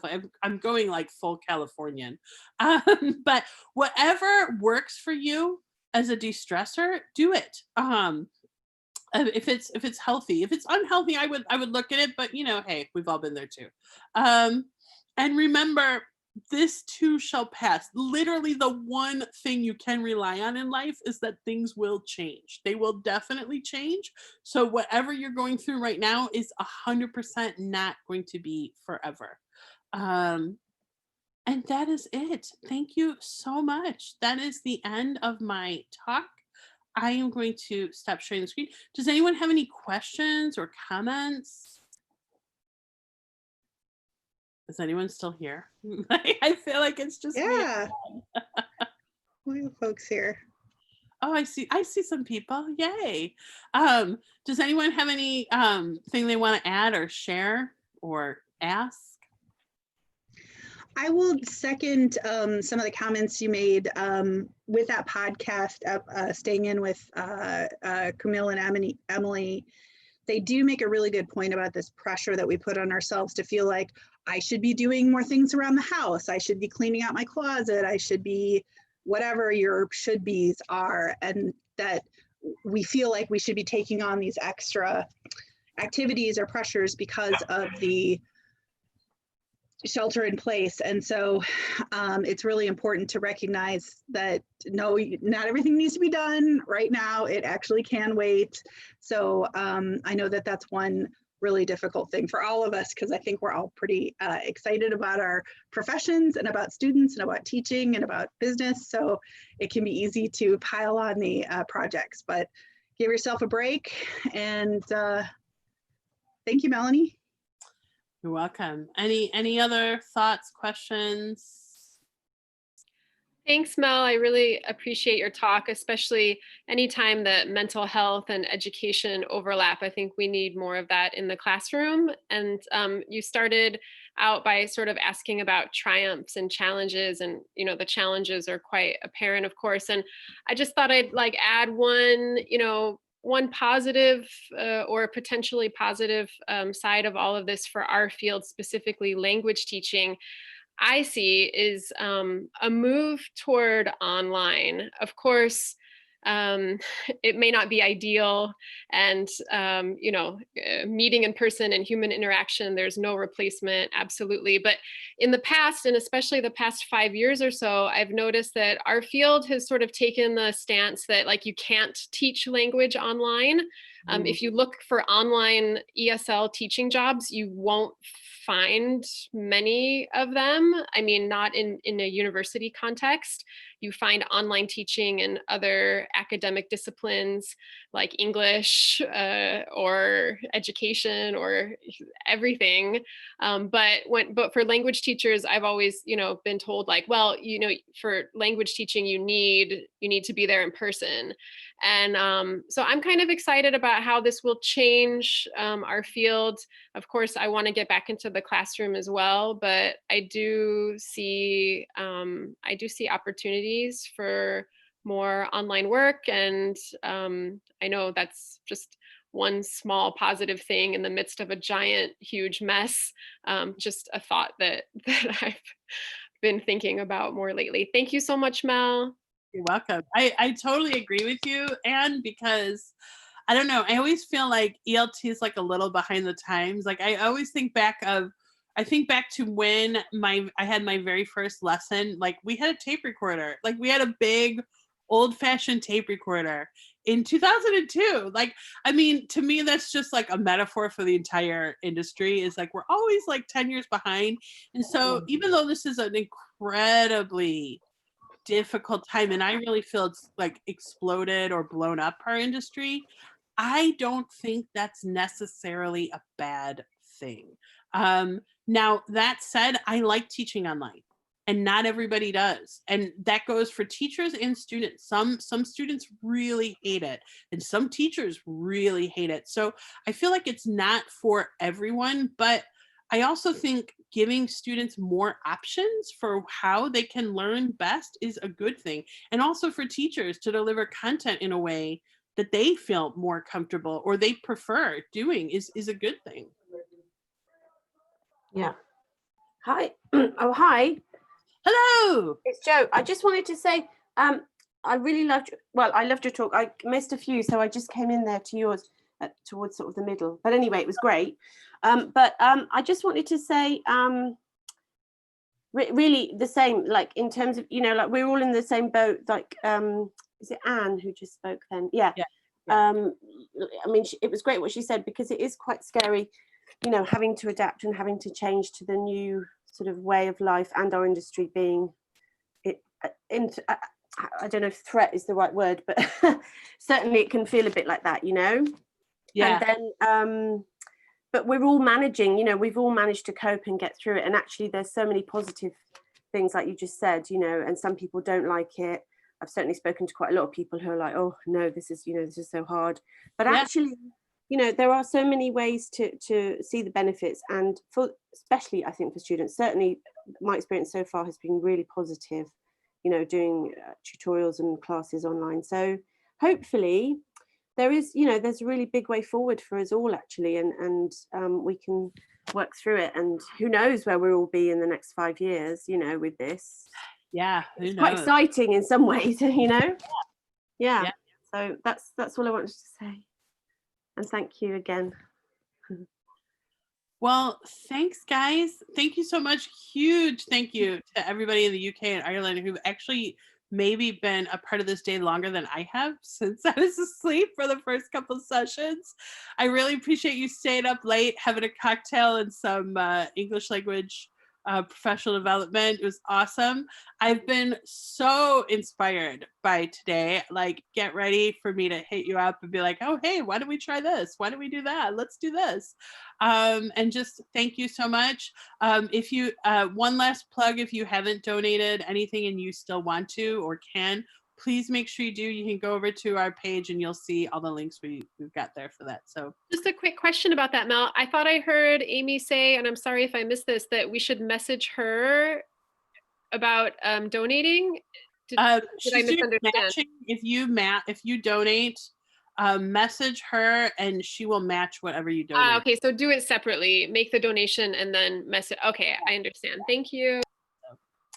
Cool.